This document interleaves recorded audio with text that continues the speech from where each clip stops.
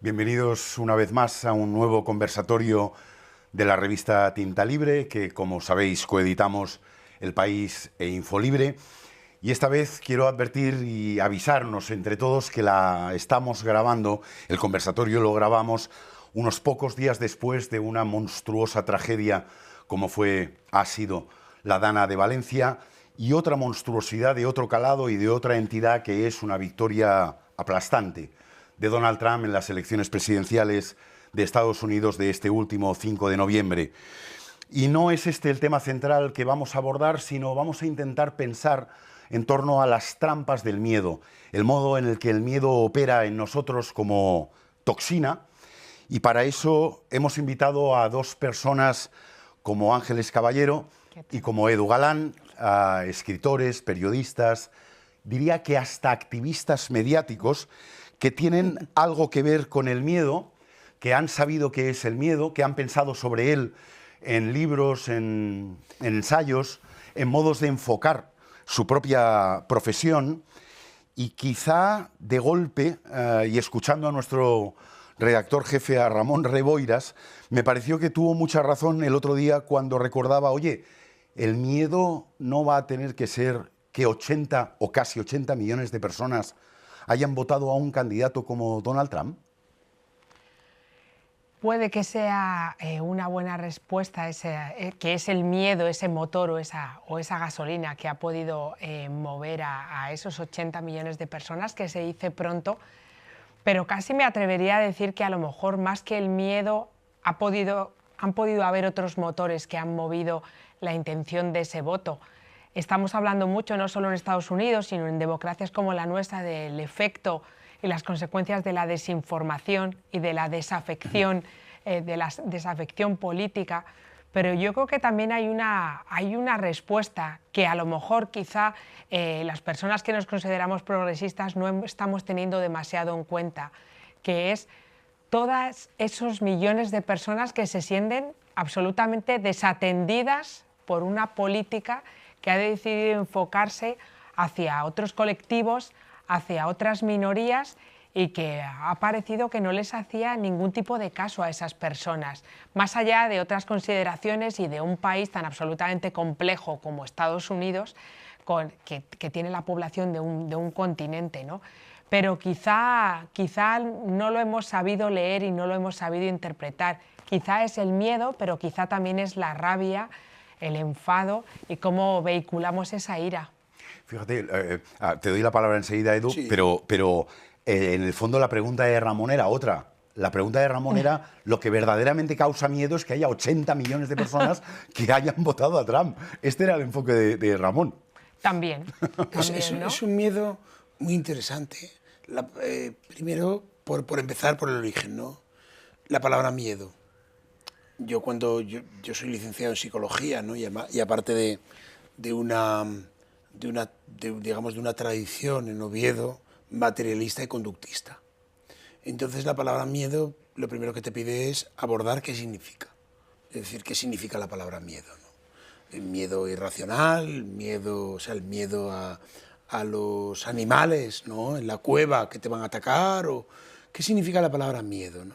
Y yo la primera cosa que me lleva es a los experimentos de Skinner, que era un psicólogo conductista que demostró que no hay cosa que dé más miedo que los refuerzos aversivos incontrolados. Es decir, tú si a una población le das un miedo cada 3 meses, durante los 2 meses, 29 días anteriores, hacen orgías similares a Sodoma y Gomorra, ¿no?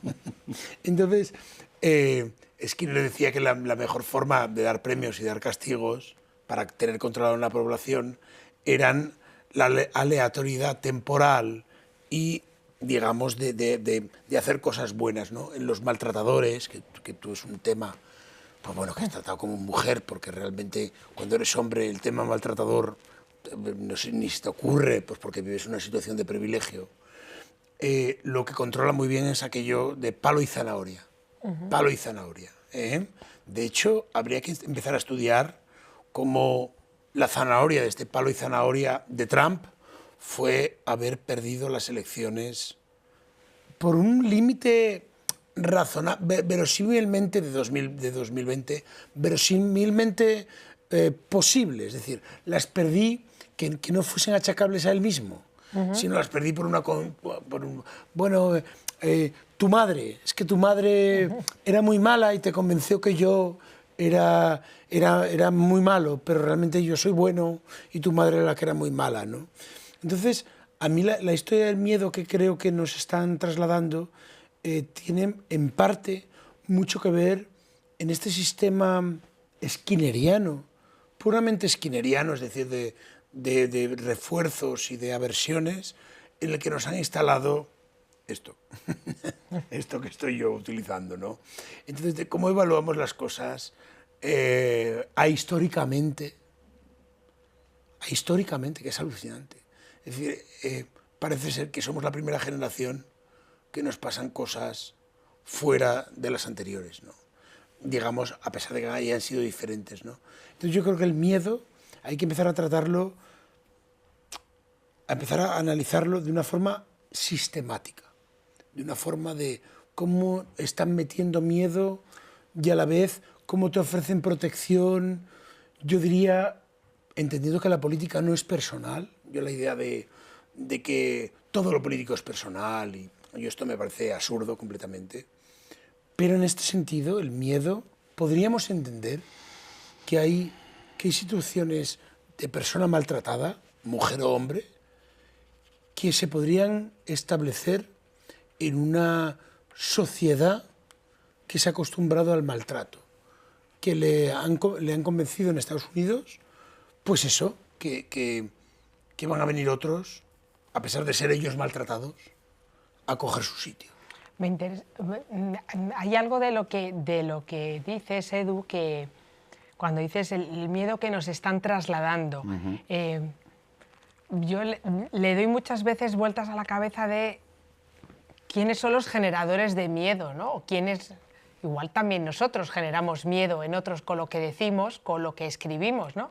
¿Quién tiene la responsabilidad? Es un poco como lo del huevo y la gallina, pero ¿de quién proceden todos esos miedos? ¿Dan miedo los votantes de Trump?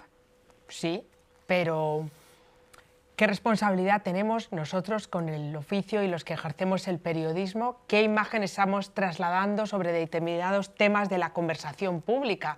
La imagen que se traslada de la inmigración y de cuando hay, por ejemplo, hace relativamente poco, una noticia que tiene que ver con inmigración, la mayor parte de las fotos de los periódicos, la foto que dan la imagen de la inmigración tiene que ver con cayucos, cuando la inmigración probablemente tiene otras imágenes que plasman una realidad y un contexto con el que vivimos, ¿no? Y ahora que hablabas de maltratadores y de hombres maltratados, yo tuve hace un tiempo la posibilidad de conversar con el presidente de una asociación española de nuevas masculinidades y hablábamos sobre feminismo, antifeminismo y ese machismo que ha reaccionado y que no quiere friccionarse ni preguntarse de dónde proceden sus privilegios. Y él me decía una cosa que me hizo también reflexionar, que decía, los accidentes laborales son hombres los que lo tienen, los de tráfico son hombres los que lo tienen,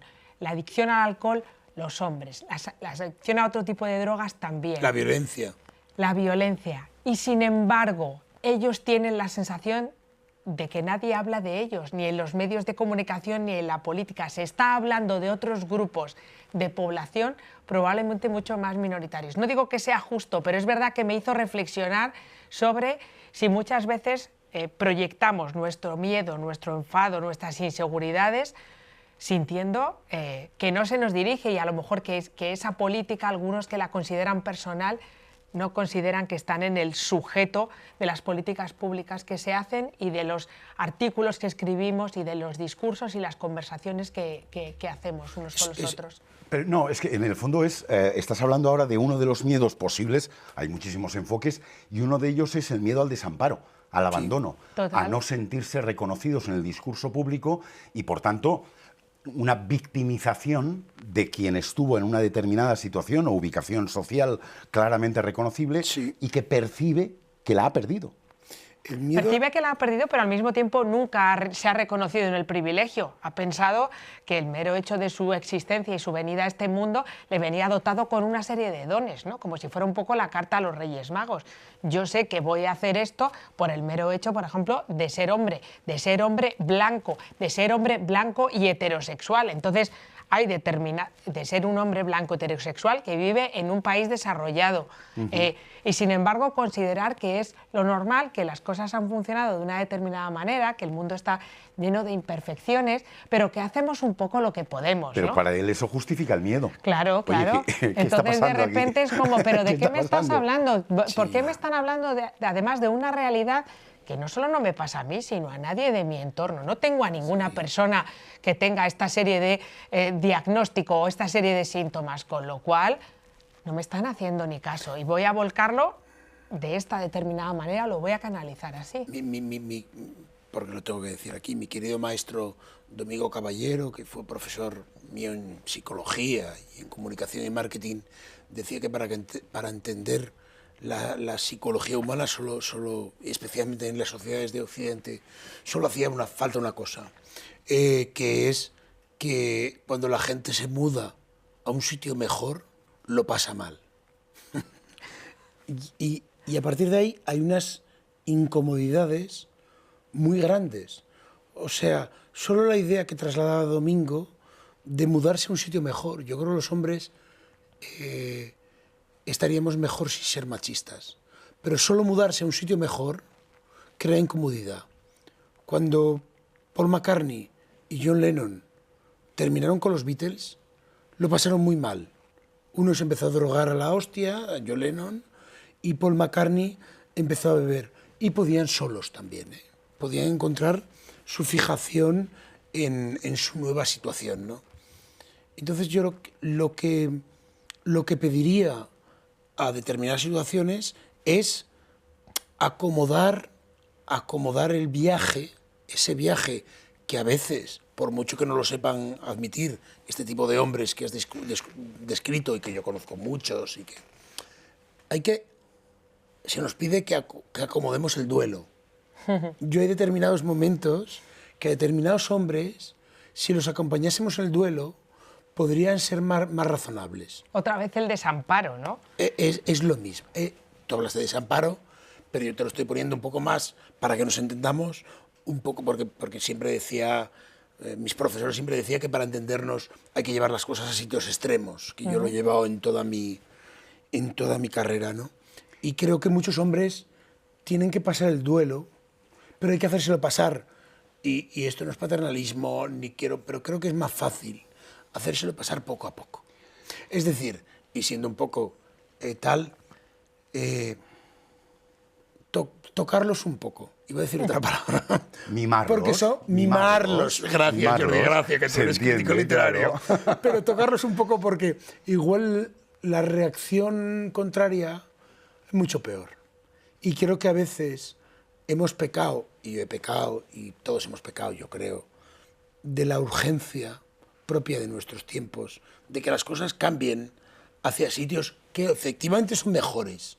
Pero repito lo que decía mi maestro Domingo Caballero, mudarse a un piso mejor, el ser humano solo se entiende, que mudarse a un sitio mejor a veces es traumático.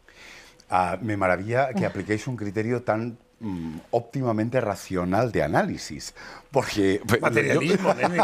Es que a mí no me invites para que me cuentes... Que yo lo comparto del todo, pero tengo que hacer la pregunta. Mi impresión es que los incentivadores del miedo, aquellas fórmulas que consisten en situar contra las cuerdas a la población que humildemente tiene un móvil en la mano y que no espera que de ese móvil llegue una alarma permanente, un miedo permanente, una amenaza tremenda, parece que es lo que está recibiendo.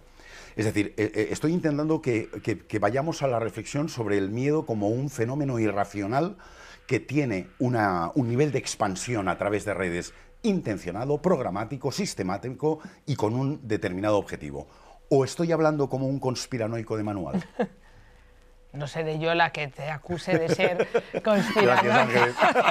Bueno, yo sí, por venga. favor, no me hagas esto. Venga, tú hazlo, Edu. Yo puedo, por ejemplo, esto. Tú es que eres muy lanzado. Pero bueno, tú ya estás igual, Ya, dispuesto. ya se lo he dicho. Lo que lo me haga. pidáis soy vuestro. Fíjate que yo, tú decías antes, todos tenemos cerca a una serie de hombres que están en ese proceso de duelo o que se resisten a iniciar en alguna de las fases del duelo.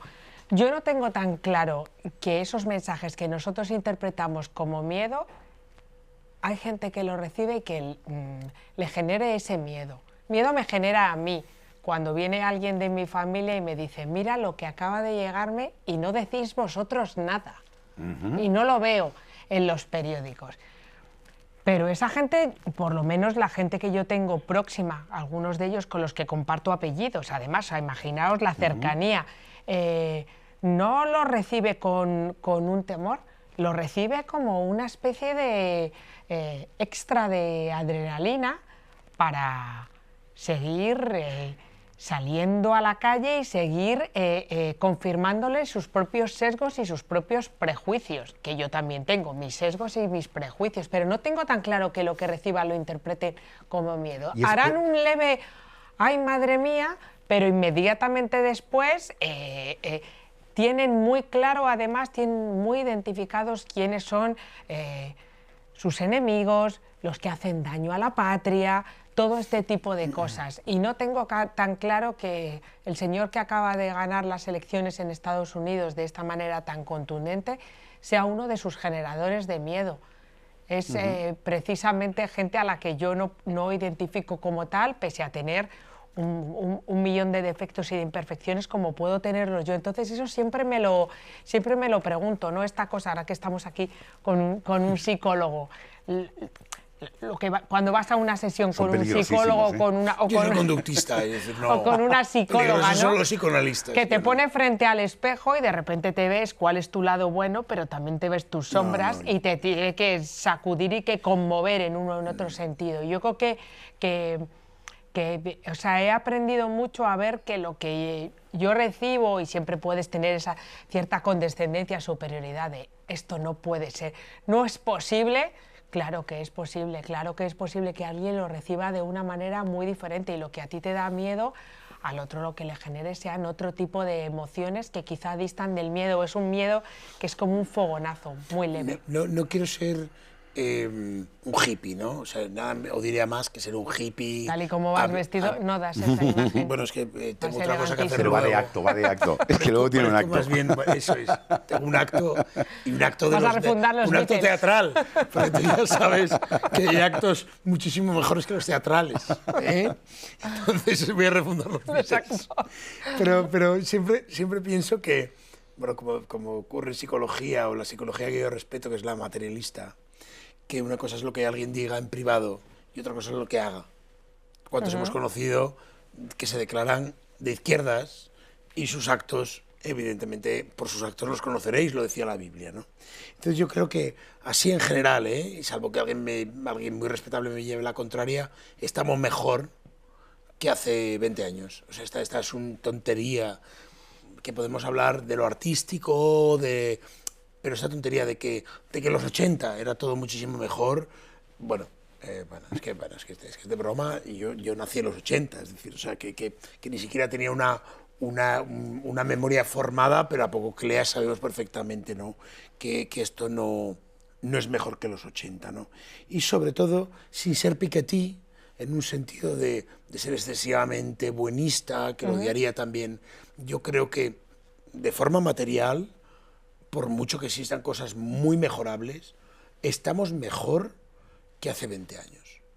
Sin duda. Estamos muchísimo mejor. Ahora, que evidentemente haya cosas mejorables y demás, y que te cuenten que están cambiando o que no están cambiando. Es decir, hay un punto en la historia que queda igual.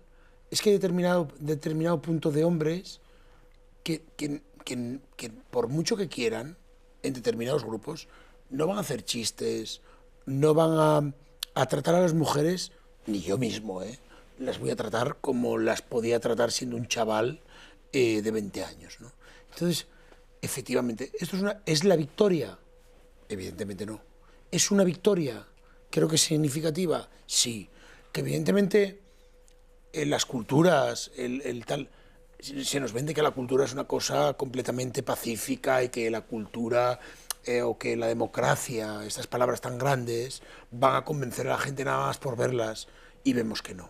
Que las culturas, las democracias o las morales están siempre en permanente pelea entre ellas y que unas ganan un día, otras ganan a otras, pero yo creo que en general, al menos en los últimos, vamos a poner la transición, 40 años en España, joder, la cosa está mucho mejor que hace 40 años. Y siento parecer hippie, porque ya lo siguiente, tú sabes que los hippies lo siguiente es hacer un pueblo es. Pero espero que con mi mensaje, quizás porque soy hombre, pero es que creo que es objetivo en un sentido estadístico, creo que estamos bastante mejor. Ahora, hay cosas que a mí me preocupan, como por ejemplo la conversación que tenemos, que es el miedo.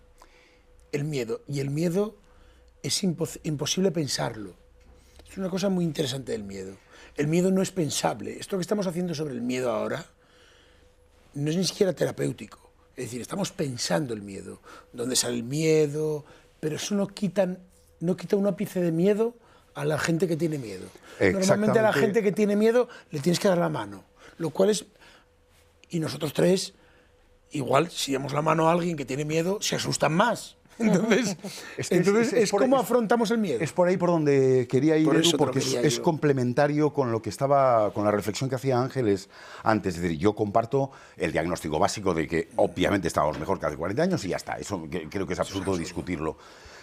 Lo que creo que es menos absurdo discutir es qué formas de ultraderecha como refugio de seguridades y certidumbres tranquilizadoras está encontrando en la incentivación del miedo a me van a subir los impuestos porque este gobierno cabrón lo va a hacer, o qué va a pasar con nosotros los tíos que vamos a tener que ser los nuevos apestados, o en mi pueblo he visto una cantidad de inmigrantes como no había visto nunca y nos van a quitar el trabajo. Esos son miedos que funcionan de una manera espontánea, programada, políticamente son discursos. Estoy haciéndolo en interrogatorio. Sí. Claro que es verdad que el desarrollo de esta sociedad desde la muerte de Franco y la transición ha llevado a esto, a poder vivir esto como patología del propio sistema democrático.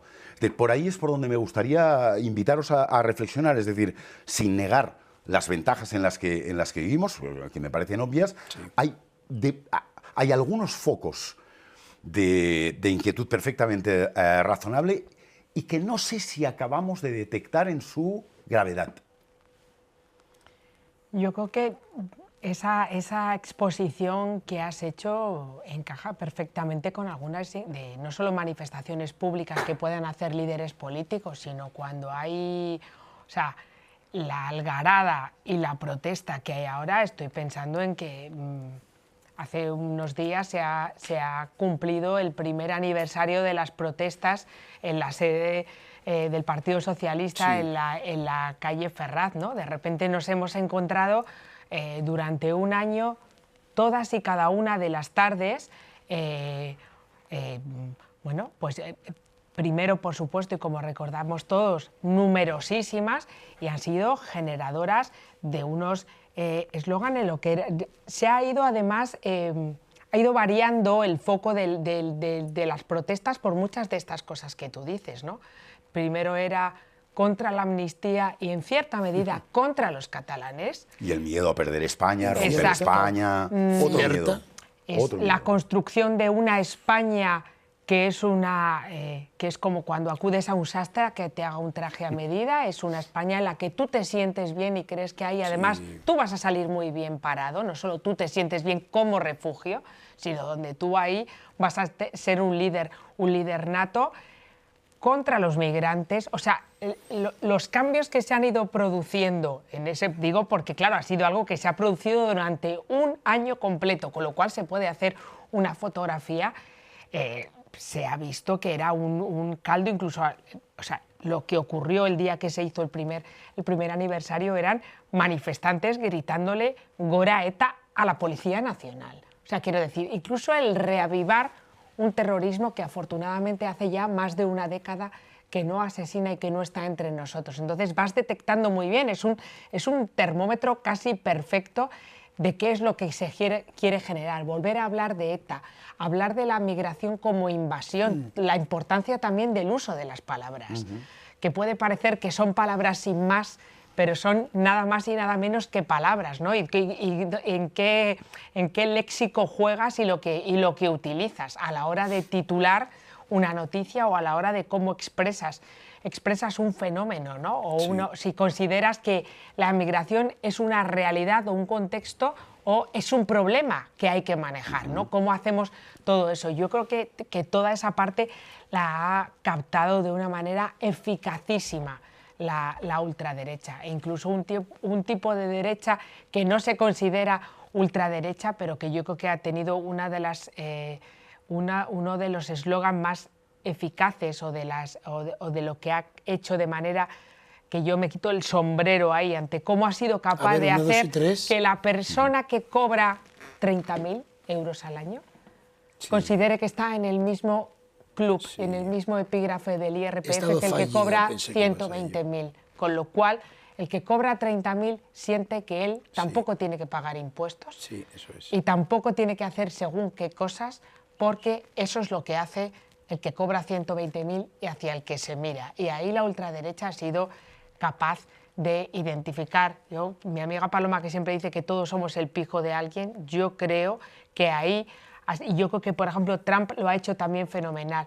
El hecho de que Trump haya conseguido tantísima voto latino es porque Trump le ha hecho creer que él como latino tiene otro enemigo que puede ser el haitiano o incluso dentro de Latinoamérica, que el mexicano siempre será peor un dominicano o siempre será peor un venezolano antes que tú. Yo creo que todo eso lo ha manejado de una manera extraordinaria, mientras efectivamente no lo hemos visto venir. Hay un valor, yo estaba apuntando, ¿no?, que vivimos entre dicotomías muy absurdas, ¿no? Felicidad, tristeza. Si no estás feliz, estás triste. Si no eres bueno, eres malo. Cuando podrían existir unos grises, ¿no? Y una de las principales es eso, seguridad y miedo. ¿Y quién te lleva a la seguridad y quién te lleva al miedo? En una sociedad, yo creo, en determinados momentos un poco infantil, pues digamos por la forma en la que nos comunicamos, te lleva a la familiaridad. Yo siempre cuento lo mismo, que a mí en la época del COVID, a mi madre le llegó un mensaje que era que Bill Gates, pues bueno, nos quería implantar chips, que mira lo que me mandaron y tal. Y yo dije, bueno, esto evidentemente es mentira. Y mi madre dijo, bueno, pero si me lo mandó mi vecina, ¿cómo va a ser mentira? ¿No? Entonces la idea de familiaridad es muy interesante, tanto para transmitir, que incluye, evidentemente familiaridad, no tiene nada que ver con racionalidad, no tiene nada que ver con informarte con los medios expertos o con expertos de cualquier ciencia, sino con la cercanía emocional. Y yo creo que la cercanía emocional la está ganando, desgraciadamente, la derecha y la ultraderecha. Es decir, en lugar de... Y también la izquierda, hay que hacer autocrítica, es evidente, que tenemos que empezar a jugar, a ofrecer familiaridad. Yo me considero izquierdas, una izquierda, digamos, la izquierda no se puede hablar de la izquierda en general, porque ¿en qué se parecerá un comunista a un socialdemócrata? En nada. Pero sí que nos ha faltado transmitir esa, utilizo la palabra familiaridad a falta de otra, transmitir una confianza en nuestro mensaje, de que por favor nos atiendan, en cambio, o que dejen un rato sus vidas en nuestras manos. Esto es muy duro, pero no hay otra forma de, y creo que Kamala, y trasladando con todas las diferencias que Ángeles ha dejado claras de España a Estados Unidos, creo que nos ha faltado esa familiaridad, humanidad, no sé cómo podemos conectar para que el personal, son muchísimos años, desde los 80, Ronald Reagan y Margaret Thatcher han empezado, de hecho hoy salía una información sobre The London School of Economics que demuestra, oh sorpresa, que la bajada de impuestos a los ricos no mejora la economía, que es como decir que respirar helio te pone la voz rara, ¿sabes? O sea, son cosas... Entonces, no sé cómo esos datos racionales, y yo creo que en una sociedad tan infantil en determinados momentos, tan emocional en determinados momentos, la izquierda debe empezar a pensar en buscar métodos de comunicación que nos hagan más humanos, humanos en un sentido tan vomitivo como el que lo estoy utilizando, ¿eh? Humanos en el sentido de que te hagan caso y que tomen decisiones para su propio bien. Hablando de familiaridad... No, sí, pero digo, porque la derecha, a través de esta humanidad, Donald Trump es como nosotros, o quien sea, o Donald Trump, o Ayuso es como nosotros, pues ha conseguido que se lo crean. Y mi problema es buscar métodos para que se crean en métodos mejores que realmente van a mejorar su vida, sus cuidados, los de su familia, no sé cómo decirlo, pero claro, es complicado. Pero al final es verdad que ese generador de miedo, cuando hablabas del concepto de familiaridad, me estaba acordando de 2 o 3 mítines a los que he ido de la ultraderecha, sí, aquí en Madrid, en una localidad al sur de Madrid, y uno que fui en Vallecas, ¿no? Esa frase que se repetía en todas y cada una de las intervenciones, os van a quitar el pan de vuestros hijos. ¿Quién no de repente, incluso si estás como aburrido, quién no de repente hace así? Pero Ángeles, es mi tema con el miedo, por volver al tema. Quien lo dice, el generador de miedo, les parece cercano. Total. Les parece, claro, porque si de pronto aparece un tarao en medio de ese meeting y dice, por ejemplo, os vais a cagar, que os van a violar a las hijas, por decir una burrada. Que sería un paralelismo perfectamente razonable y que hemos oído con otras palabras, pero la amenaza de que el inmigrante... Trump lo ha dicho, los mexicanos son violadores. Sí, Jordi, claro. Sí, Jordi, pero es que las palabras importan. Coño, claro. Cojones, por eso nos dedicamos a esto. Es que el mensaje oculto detrás es absurdo. Lo interesante es buscar palabras, buscar comunicaciones que diciendo lo contrario parezca más razonable que esto... que esta absurdidad, y mi problema es que no tengo la solución para la izquierda. Y estoy obsesionado con la lingüística que podemos utilizar para llegar a la misma afectividad de que precisamente el foco se vuelva, porque a mí lo que realmente me da miedo, y creo que lo que debería dar miedo a la población, no es los inmigrantes, no es tal, es que la ultraderecha llegue a tener el poder en el Estado como ha ocurrido con Trump. Pero fíjate, decías tú de lo de las palabras, es que es el pan de vuestros hijos. Exacto. Van a violar a nuestras Exacto. mujeres, nuestras mujeres, es decir, nuestras mujeres están en peligro y yo seré el nuevo Cid campeador. Sí, pero es que yo creo que podemos llegar, creo que nos falta, hay una llave en Terminator 2, Skynet, que conquistaba el mundo, los que peleaban buscaban una llave. Yo estoy seguro de que hay una llave lingüística que vuelva a la izquierda. Primero, la primera es aceptar que hay clases sociales. Esta es la primera, que hay que buscar, que, bueno, pues hacer entender que no es lo mismo, que tú no eres igual que un rico. Evidentemente, no sé cómo se hace esto en una sociedad de consumo, en una sociedad de atención al cliente, no sé cómo se hace. Pero la primera es tratar de hacer entender al personal, incluido yo, que no eres igual que alguien que trabaja en Vallecas, no es igual que una influencer y que no vas a poder llegar. Esto es un trabajo brutal. Y yo vuelvo al enfoque que estaba adoptando Ángeles, ¿sí? Que es el que me parece que nos compromete más como personas, los tres que estamos aquí, y quizá muchos de los que están siguiéndonos, que no somos destinatarios objetivos de ese discurso, porque nosotros nos reímos. Ante el discurso de alguien que te venga a ti a convencerte de que te están quitando el pan, tú te ríes, dices, tú eres un majara, eres un chalao.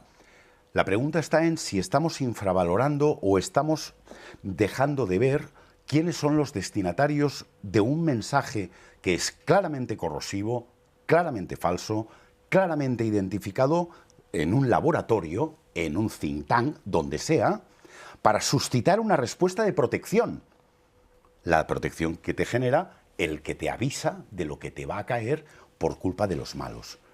Es decir, tengo la impresión de que a veces infravaloramos el nivel de penetración del discurso del miedo porque tiende a ser más eficaz en quienes tienen menos recursos analíticos de aquello que reciben. Y que a lo mejor en nuestro entorno ilustrado, eso, nos reímos, pero en otros entornos no solo no se ríen, sino que reaccionan furiosamente.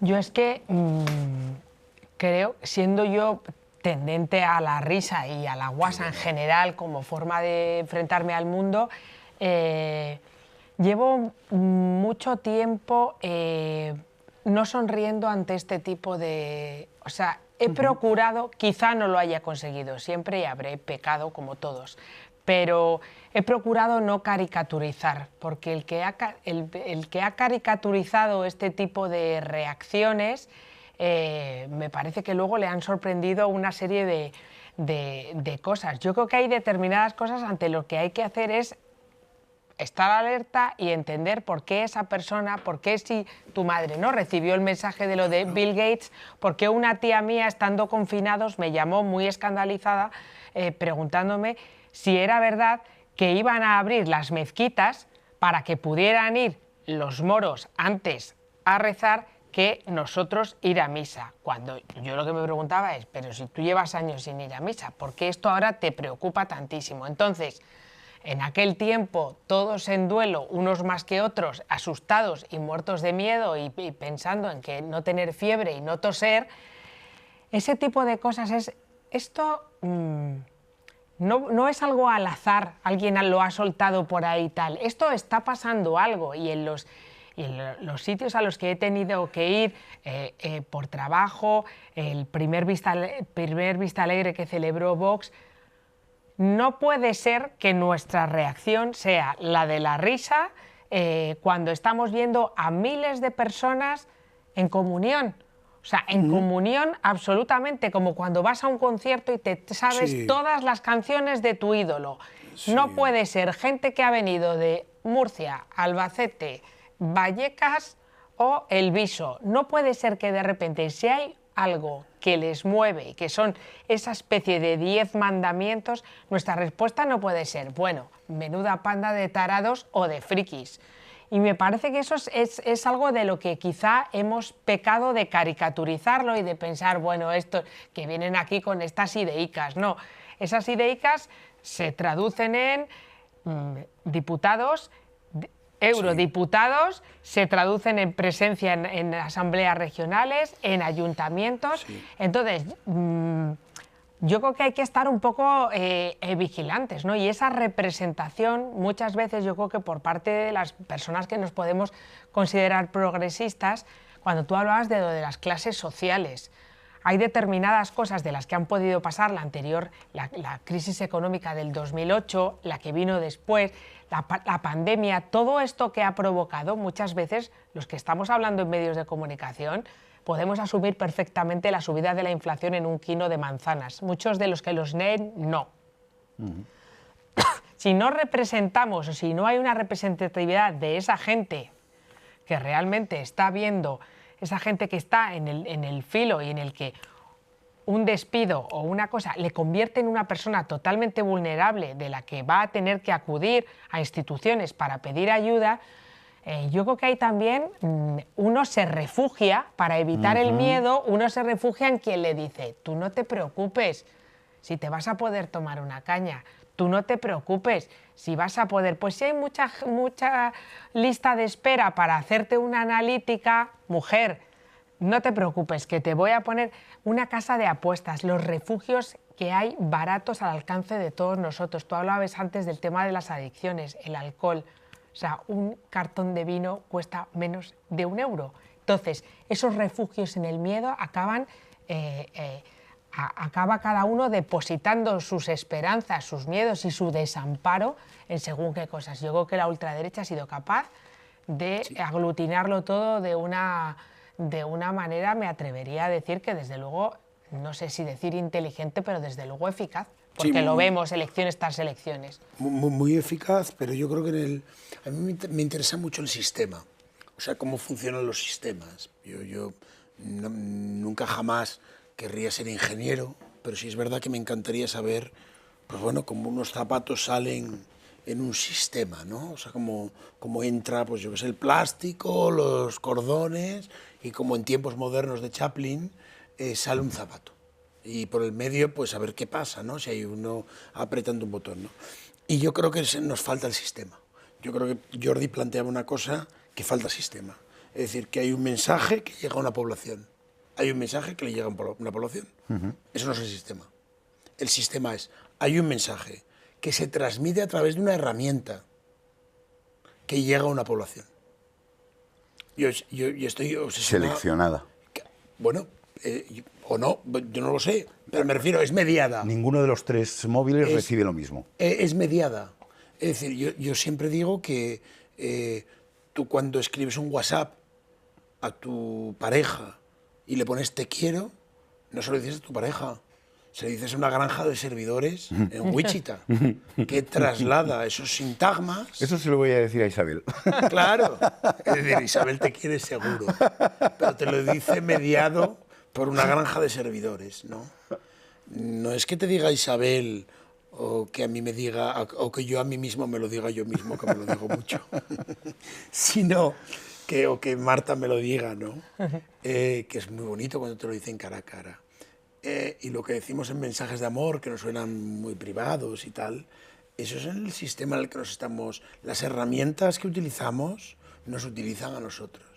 Es decir, pero no en un sentido dramático, sino que de la misma manera que la imprenta cambió la forma de comunicarnos, pues esto, la imprenta o el tren, ¿no? Que esto Sennett ha hablado largamente sobre cómo la psicología cambió simplemente con la invención del tren, y nadie diría, pero ¿cómo cambió la forma de pensar por poner un tren? Pues sí, pues básicamente porque la gente, cuando alguien se despedía del pueblo, no lo volvía a ver, pero de pronto apareció el tren y los volvían a ver. Y eso es alucinante, cómo cambia la psicología, ¿no? Y nos falta, y aquí se lo ha entendido muy bien, entender de verdad las herramientas con las que nos comunicamos diariamente. El otro día en La Revuelta aparecía este chaval extraordinario, Miquel de Mallorca, ¿no? Que es sí, granjero o lo que sea. Mayor de edad, Mallorca. Y de pronto miraba y 59 minutos. Entonces, claro, ¿cómo vamos a evaluar los mensajes de alguien a la población si no evaluamos por dónde los dice? ¿Se los dice cara a cara a Abascal? ¿Cómo los dice? O Abascal o Pablo Iglesias o quien sea, me da igual. ¿Cómo los dice? Y muchas veces en los análisis nos falta la importancia de la herramienta con la que ocurre, ¿no?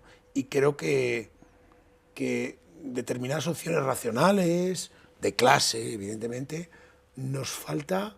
Hombre, yo he visto ahora gente que se va... Todavía veo gente que se vanagloria, que de verdad, y algunos amigos y amigas, de no ver la televisión.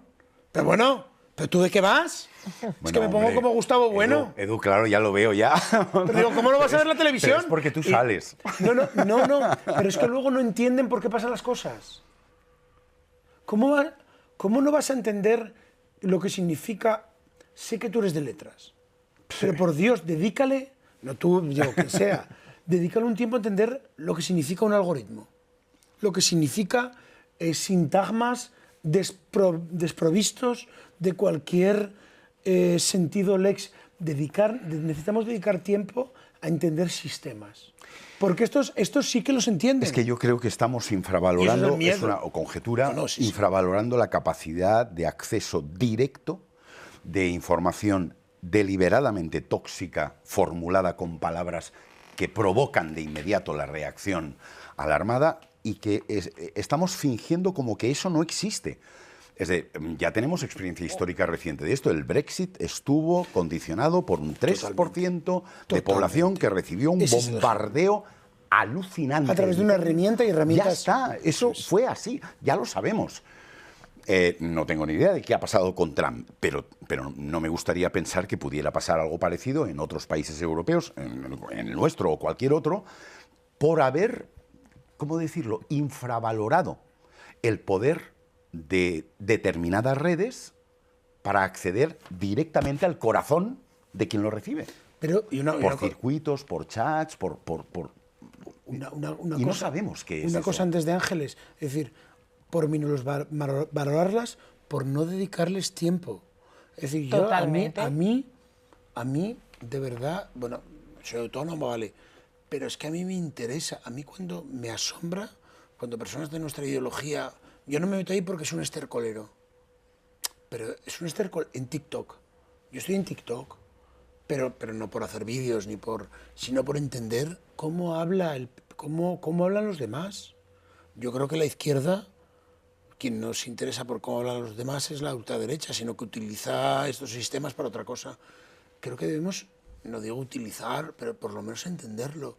Y veo que en nuestro discurso de una izquierda general nos falta entender cómo nos han obligado a hablar redes que son propiedad, además, de las peores empresas y las peores personas. Eso te iba a decir, de las pero peores, si no los mayores pero villanos. si no entiendes el sistema, ¿no? Pues es lo mismo, vives ajeno, te sorprende que gane Trump, te sorprende que Abascal suba, porque yo cuando hablo con amigos y amigas de izquierdas que no saben cómo funcionan estos sistemas y se indignan y creen, y ya por poner un poco, creen que la solución es por poner un poco de polémica, creen que la solución es firmar un manifiesto. ¿A qué me pongo negro? Bien, firmo el manifiesto, yo lo firmo, pero ¿cuántas visualizaciones? ¿Quién es el mayor? No digo que lo veas, pero te tienes que enterar quién es el mayor influencer de TikTok y qué dice. El otro día, creo que fuese moda, El País hizo un análisis muy serio, lingüístico, o sea, de analizar el discurso de las influencers. Y estaba muy bien. Estaba excepcional. Sí. No muy bien, no. Sí, sobrepasa. Pero es que no nos enteramos. Es que nos pasa el tren y creemos que lo que hay que hacer conciertos benéficos a favor de Pedro Sánchez. Y es que yo me quiero revelar porque no cuesta nada. Y tú lo sabes, ver la cultura popular, por dónde se mueve y por dónde se mueve. Y perdona que te... No, yo creo que es la cultura popular, cuyo creo que principal altavoz, también según el segmento de población, Sí, sigue bueno, siendo claro. la televisión convencional, pero Tú le has dedicado efectivamente yo mucho creo que tiempo. ahí hay que tener un poco, me atrevería a decir que todos los sentidos alerta. Tú lo decías, esta cosa de yo no me meto ahí porque es un estercolero. Yo creo que tener la capacidad de escuchar y de saber incluso quiénes... Yo vivo con 2 adolescentes y sus prescriptores, por supuesto, su madre no lo es, vamos, de hecho, vamos, me tienen una orden de alejamiento, no me hacen ni caso. Si lo fuese, me preocuparía. Claro. Que sería, Claro, ¿cómo la se de llama? mamá. Hildegard. Yo estoy a favor de ellos serían también. Serían Hildegard. Pero los que dos, es ¿no? verdad que el tener una conversación, ni siquiera una conversación, escuchar las cosas que dicen, y en plan de, pero ¿y eso dónde lo has escuchado? Pues que eso hay un es. podcast de 2 que son muy interesantes, ver por dónde... Ver que puede haber un chaval en Móstoles sentado en un sillón de gamer que tiene 2 millones de suscriptores y que entre que les comenta un partido y les comenta tal, les está inyectando en vena que pagar impuestos es de losers. Eso es. Yo eso no quiero vivir ajena a eso, pero no porque no quiero que nada me perturbe, no, lo que quiero es saber lo que pasa para luego efectivamente no quedarme con cara de pazguata y decir, pero bueno, ¿qué ha pasado por aquí? Yo creo que eso es muy interesante de ver eso, lo que está pasando en redes en las que nosotros no vamos a hacer ni vídeos, ni vamos a salir bailando y haciendo coreografías, pero saber qué es lo que se palpa en esos canales de Telegram donde está habiendo conversaciones, Sí. conspiraciones, Valencia, teorías que se venimos dan del drama de Valencia y la cantidad de basura que ha circulado en redes, mintiendo y sobre todo ese sin descreimiento, o sea, hay ahora cosas que para mucha gente están puestas totalmente en entredicho, porque hasta hace nada yo cuando tenía que buscar algo decía, bueno, voy a ver si las fuentes oficiales que dicen, las estadísticas del Ministerio del Interior, el INE, las fuentes... Pero es que ahora todas esas fuentes para mucha población, y no solo hablo de la población más joven, para mucha población de nuestra edad, mayores, 5 años mayores, 15, por supuesto, están diciendo que no, y además lo dan con una rotundidad y con una fiereza asombrosa. Estado fallido. Estado fallido. El pueblo salva al pueblo. Bueno, es que me muero. En Bonaire no nos lo han dicho, pero ha habido decenas de cadáveres, los han sacado por la noche sin que nadie los viera, tapadito. O sea, todo esto te lo está diciendo gente con una rotundidad para luego acabar casi siempre con la coletilla de no hay ningún medio fiable, todos estáis en el sistema. Esto es como cuando nos decían con la crisis económica que era un problema de los mercados. Yo no sabía quiénes eran los mercados, pues ahora o con el COVID. Tampoco sé quién es el sistema al que supuestamente yo pertenezco según el interlocutor que tenga delante o no. Y todo eso me parece que es preocupante, pero al mismo tiempo yo no quiero perdérmelo. No quiero ser ese tipo de personas de no tengo tele, no veo nada, desconecto, todo el día escucho a Mahler. Ok, felicidades, si puedes permitírtelo, claro, yo no podría, pero no quiero vivir ajena y pensando que mientras que yo esté calentita, a mí plin. Y sin embargo, no a ninguno de los dos le ha salido el más mínimo reflejo de decir y habría que hacer algo, o habría que intervenir, o habría que ser consecuente con el diagnóstico que estáis haciendo, que no es precisamente tranquilizador. A mí me preocupa primero dos cosas que creo que estaban en nuestros debes en esta conversación, que es los anónimos. En Internet yo creo que hay un punto de intervención.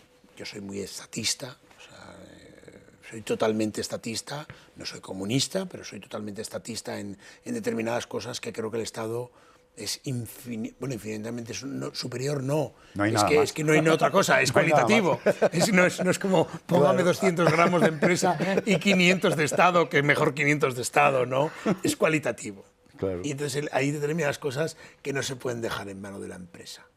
Pero radicalmente, o sea, pero de engancharse como Tita Cervera se enganchó a los árboles del Prado, que sería... Vestida de Chanel, si es posible también, ¿eh? Yo también me vestiría de Chanel y me engancharía al Ministerio de Sanidad o donde tú me digas, que seguro que va a estar muy bien. Hay determinadas cosas, por ejemplo esta, de los anónimos. Los anónimos en la red yo creo que tenemos que encontrar una forma de articular, y ya es un nivel europeo, de articular el... Ahora con Elon Musk en la Casa Blanca va a ser muy fácil. Sí, sí, va a ser súper... Sí, pero Jordi, es que si me planteo cosas fáciles... Era un sarcasmo. No, ya lo sé, pero digo, ¿pero qué te voy a decir? No, ahora lo tenemos más fácil. Ya puestos a ir a cosas teóricas, porque no puedo hacer nada, por lo menos desde esta tribuna. Abrir el debate sí podemos. Yo creo que sí. ¿Dónde está la intervención del Estado ante una toxicidad masiva? Pero es que ante lo que no estamos haciendo Pero nada. es que yo creo que esta toxicidad anónima también puede afectar por una foto privada que le saquen a mi vecino en Oviedo. Sí, sí, sí. Que la persona, pues yo qué sé, mi vecino en Oviedo está desnudo en casa y le saca una foto desde enfrente y un anónimo la cuelga. Pues yo creo que mi vecino de Oviedo, en lugar de entrar en una maraña de tal, le gustará que si es @Manolito, pues haya un DNI o una persona asociada a que no se publique su foto en pelotas en su casa desde o sea, es que yo creo que esto que aplicamos a los famosos es que va a pasar, esta ansiedad de la fama va a pasar una y otra vez en vidas completamente anónimas, ¿no? Y luego también, otra cosa que yo creo que debe entrar el Estado es que hay un punto que creo que las multinacionales están teniendo un poder psicológico y bueno, ya no económico, esto sería una cosa absurda, que de verdad que hay que empezar a ponerles un freno, pero un freno muy serio. No sé si el New Deal sería un poco el futuro, pero no puede ser, si os fijáis, es una cosa abrumadora. Todas las ficciones de nuestro tiempo, las ficciones de los 50, pues se dedicaban a los ladrones de cuerpos, ¿no? Que llegaba al comunismo, ¿no? Pero las grandes ficciones de nuestro tiempo siempre son multimillonarios que se les fue la mano. Yo juego mucho a videojuegos. En los grandes videojuegos de nuestra época, Horizon, Forbidden West, que los recomiendo. Los videojuegos, las narrativas de los videojuegos son... De hecho, yo me estoy descargando varios que cuando llegue la tarjeta a casa... Pero son unas narrativas que tú tienes que estar con las ficciones de tu tiempo para ver que les preocupa, esto lo decía Bradbury. Y todas están preocupadas por 1000 millonarios, que decía nuestro amigo de Tinta Libre, José Luis Cuerda, que no hay nada más tonto que un 1000 millonario, me lo decían y otra vez. Pues han ganado. Y todas las ficciones están preocupadas por 1000 millonarios que destruyen el planeta. Pues, señores y señoras, o señoras y señores, necesitamos estados fuertes, entre ellos la Unión Europea, que les paren los pies, porque usted y yo no vamos a parar a nadie. Esa es mi preocupación. Que no sé cómo articular, Ángeles. Sí, es que es verdad que incluso, por lo que yo sé, se estaba intentando plantear por parte de la Unión Europea el hecho de que algunas de las cosas que podemos recibir a través de redes sociales o comentarios en los artículos de los periódicos se empezaran a considerar un problema de salud laboral, porque igual que el director o directora del medio para el que trabajas, si trabajas en una obra, se tiene que ocupar la persona que es tu jefe o tu jefa de que lleves un casco, un arnés para que no te caigas y tengas un accidente laboral, pues puede que haya cosas que te generen. A mí me ha llegado a generar ansiedad, miedo y una profunda tristeza cuando me ha venido de repente una ola de insultos y de ataques absolutamente personales. No negaré que todo lo que hayáis podido vivir cualquiera de los dos se multiplica mínimo por 3 en el caso de ser una mujer, porque todos los caminos conducen al mismo pozo de amargura, ¿no? Pero es verdad que ese es un tema ante yo. Me encantaría eso, tener una fórmula para poder resolverlo. Yo creo que hay que estar, permanecer, ver y escuchar, pero yo ahora llevo un tiempo en el que tengo una actitud de hablar lo menos posible, aunque aquí esté hablando muchísimo. Creo que también está, tú hablabas antes de la fama, ¿no? Yo creo que hay una cierta una actitud, sin querer frivolizar, como bulímica, de estar permanentemente diciendo cosas y creer que ante cualquier cosa que sucede, cualquier estimulante a nuestro alrededor, el mundo está esperando que nosotros lo transformemos en un artículo de opinión, un tuit, un hilo de Twitter, una cosa en Instagram. Es que a veces lo que hay que hacer es mirar, y si no tienes nada interesante, novedoso con respecto a lo que están haciendo tus colegas, pues tú estás, no significa que estés en una hamaca tomando una piña colada, pero yo creo que sí que es verdad que hay que estar, porque lo que quieren los 1000 millonarios y los que quieren ser como los 1000 millonarios, lo que quieren es el agotamiento, que nos vayamos de las redes que ellos han configurado, y también es un empobrecimiento de la democracia, ¿no? El hecho de que estén expulsando a un montón de personas, mujeres, hombres, cualquier tal, porque creen que no les compensa estar en según qué conversaciones. O sea, ahí hay que mantener cierta templanza. Entonces yo creo que no se trata de no hablas, entonces permaneces en una actitud cobarde. No, lo que quiero decir es que aporto cuando creo que tengo algo que aportar, pero no necesariamente. Veo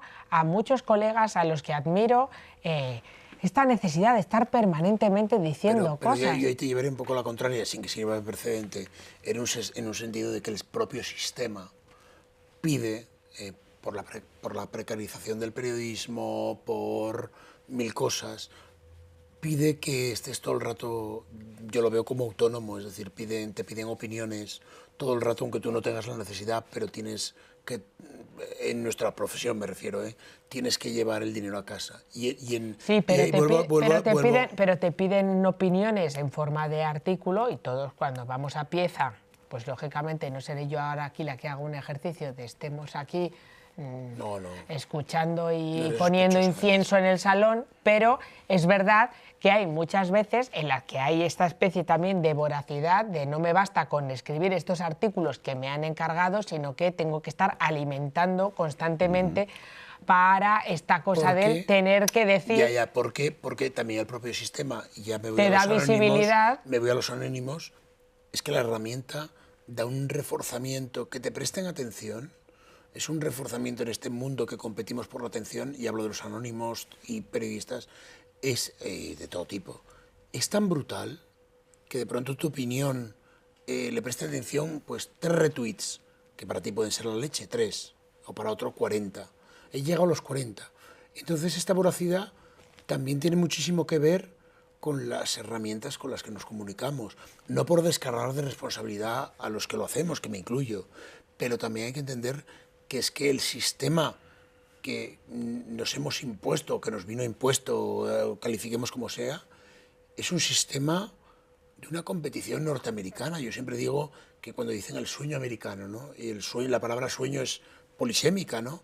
Y tú piensas en un sueño, y piensas en las ovejitas, ¿no? Las 100 ovejitas en un sitio infinito, ¿no? Pero el sueño americano no es eso. El sueño americano es en competición y pisar al otro. Y entonces, si le están prestando atención a Jordi, o como acabo de hacer yo ahora... Vamos a acabar ya. No. Si está diciendo algo muy inteligente, Ángeles, me cago en mi vida, que ahora voy yo. Entonces, también... No por hacerlo al 100% en responsabilidad. Me parece un gran final. Hemos llegado a la hora. ¿Pero por qué nos tenemos que ir, Jordi? Pues que ya ha pasado una hora, Edu. Anda, venga. Es que no puede parar de hablar. No, es que me provocáis. Pero me parece muy divertido que hayamos acabado con esta especie de invitación a la templanza y la reflexión y el ajuste al principio de realidad de que el negocio es el negocio. De manera que muchísimas gracias a los dos por la conversación, amena y creo que muy entretenida, además de interesantísima. Y gracias a todos vosotros, suscriptores del País y de Infolibre, por estar allí en este último conversatorio de Tinta Libre.